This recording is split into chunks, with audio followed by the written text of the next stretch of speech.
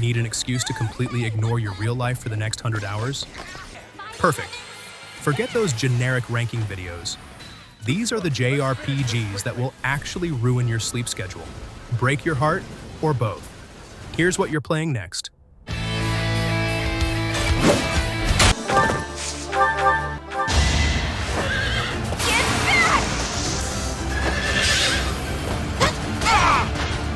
Anywhere I can hide.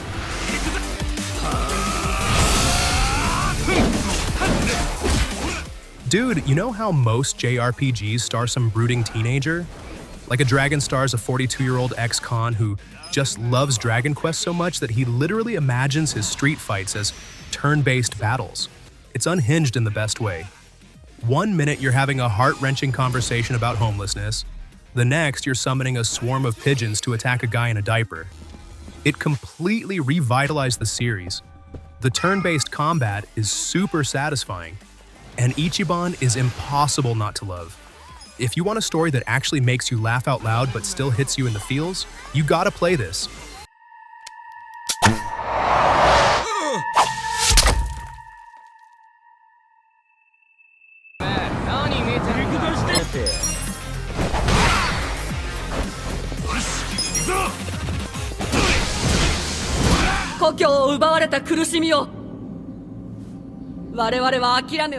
I almost didn't include this because people argue if it's a true JRPG, but whatever.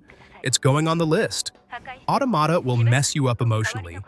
You start off thinking it's just a slick hack-and-slash game with androids fighting robots.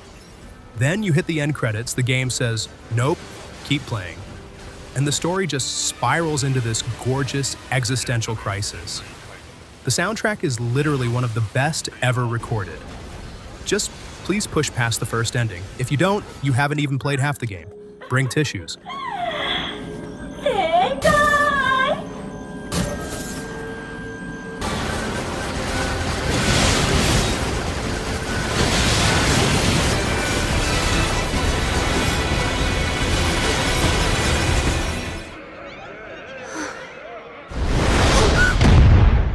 If you just want cozy, classic, comfort food gaming, this is it.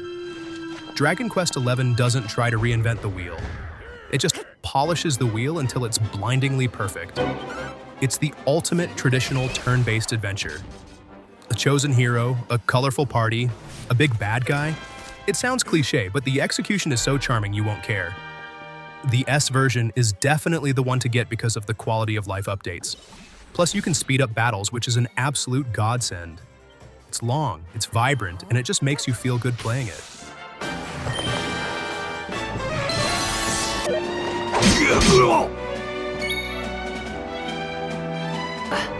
まあいい。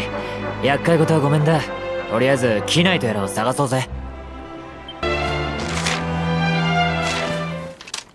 As long as we can pull off the win, doesn't matter how. Okay, imagine Hogwarts.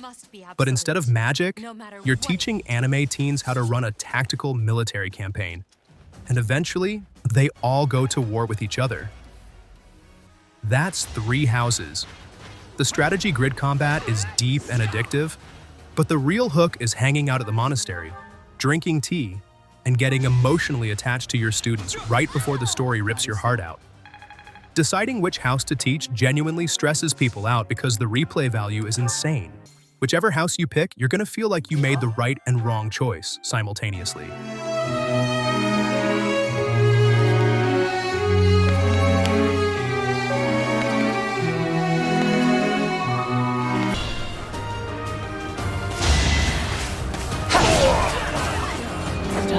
Whose light reveals the king's own path.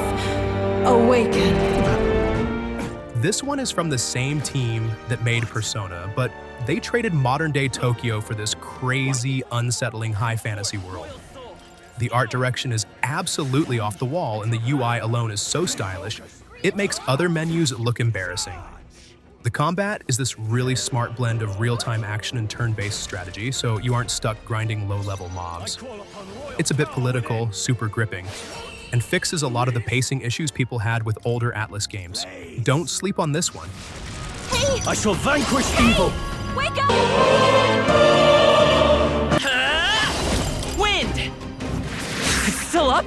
In the name of no holding back! They die hard! あなたがゲートを開くこの瞬間を待っていました。アンラマイは僕が I wasn't expecting much from this since it was stuck in development hell forever, but man, they absolutely nailed it. If you love the spectacular, flashy boss fights of Monster Hunter, but want them wrapped in a fast-paced action JRPG, this is your jam.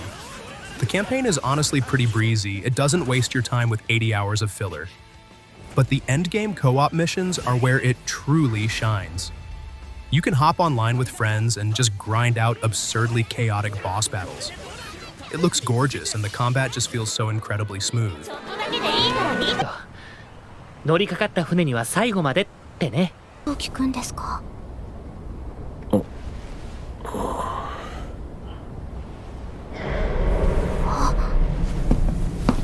目的の場所へ最短ルートで。で、かけらを手に入れたら一目散に脱出する。I'm grouping the whole series here because you really should experience the entire saga. Xenoblade does scale better than almost anything else in gaming. You are exploring environments built on the backs of literal continent-sized titans. The combat is weird at first. It plays almost like an MMO where you manage cooldowns and positioning, but once it clicks, it is wildly satisfying. Yeah, the British voice acting is meme tier. I'm really feeling it. But the overarching sci-fi story across the games is genuinely mind-blowing. Just prepare to lose 100 hours of your life to each one.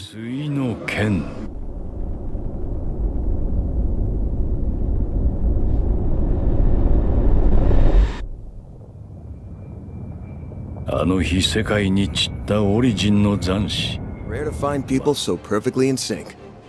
Well, duh. That's because we're the bestest team in the whole world. Okay, look. Getting into Trails is a massive commitment. I'm talking like an MCU-level time investment across over a dozen games. But if you care about world building, there's literally nothing else like this in the medium. Characters from a game made 10 years ago will show up 3 games later and their arcs actually matter. The political intrigue, the slow burn storytelling, the way NPCs actually have lives that update after every major event, it's insane. Start with Trails in the Sky or Trails of Cold Steel. Just know what you're signing up for. Blitz! Bring them down! Got it. There! Light! Take this! Thanks a million. Our time to shine. One steel coming right up.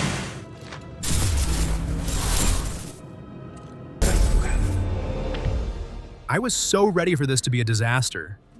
Taking the most iconic PS1 game ever and splitting it into a massive trilogy, it sounded like a total cash grab. But man, Square Enix absolutely knocked it out of the park. Remake tightens up the story and gives us this incredibly satisfying blend of real-time action and tactical combat. Then Rebirth comes along and just blows the doors off with this ridiculously huge, vibrant open world packed with a million mini-games, even if you grew up playing the original and think you know exactly what happens. They play with your expectations in such a wild way. It is pure, high-budget spectacle, and you desperately need to play it.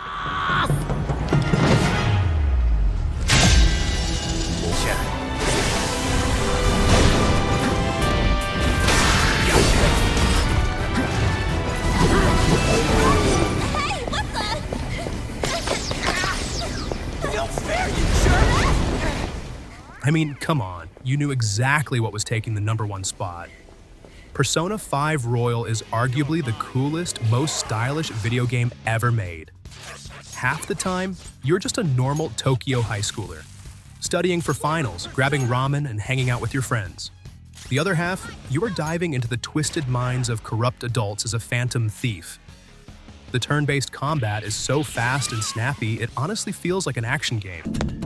And don't even get me started on the soundtrack. It will live in your head rent-free for months. Royal adds a whole extra semester and makes a masterpiece even better. It's easily 100 hours, and you'll love every second. There! Now steal it! What's gotten into you all of a sudden? Ready when you are, Fox! Let's go. Man.